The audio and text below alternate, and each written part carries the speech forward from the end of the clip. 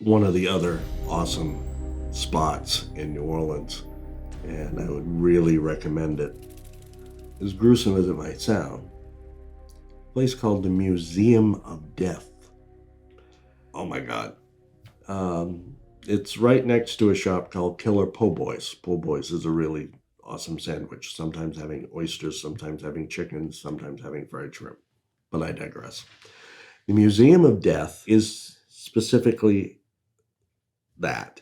It talks about death and dying, talks about the different means of execution, different ways that people have died, but also gives you a look at what happens after you die. And I'm not talking about, the afterlife or anything like that. Autopsy practices, embalming techniques, funerary practices, how different people honor the dead, how they dispose of the dead. Also talks about how different societies execute criminals.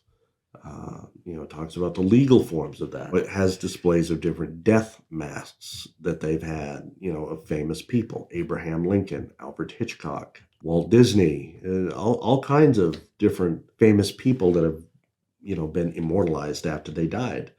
It also has tool kits and everything for how people dealt with trauma. Doctors' kits from the Civil War, doctors' kits from different conflicts. Autopsy tables, embalming tables. It also talks about how different societies approach death. Examples of the death dolls from, the Victorian era, where a family might have had a child, an infant that died. But in order to keep their memory alive, they would have a doll made. Sometimes it would incorporate the child's hair. Sometimes it would just be a wax figure. Sometimes it would be a porcelain doll, dressed up in the child's clothes. Then there were also death photos, where not just pictures of people in their caskets, but sometimes they'd be posed with living members of the family. Or they would be deceased, but their bodies would be posed in certain ways that made it look like they were just very bored with having their picture taken when they were actually a cadaver that was put in a chair. So from our standpoint, it's very creepy. I don't know many people that would do that now, but back then they understood that death was really a part of life, and that just because somebody was no longer with them didn't mean they were going to be forgotten. And they wanted to see them not as dead and gone, but as still a part of the family. And so they would do something that to them made perfect sense. You were taking a family photo before they were buried. They didn't dig them up to, for family reunions or anything, I hope. But they would approach it as it was all part of a cycle of life. Death wasn't something alien and foreign and really to be feared. This is kind of where the Gothic romance associated with death and that particular style developed, because there would be styles of dress. There would be ways that it was made less frightening, and it was, there was a beauty, a romance attached to it. In the sculpture, in the art, in the fashion, and so on. And you can kind of see that in the Goth culture now, which, to be honest, is a really healthy way of looking at another aspect of life, albeit a more permanent and not necessarily pleasant one.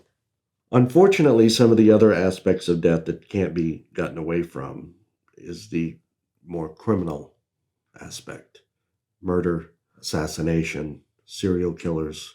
They had exhibits dealing with John Dillinger, who was a bank robber and had killed many people. They had pictures of his autopsy. They had pictures of his execution when he was killed in front of the Chicago movie theater.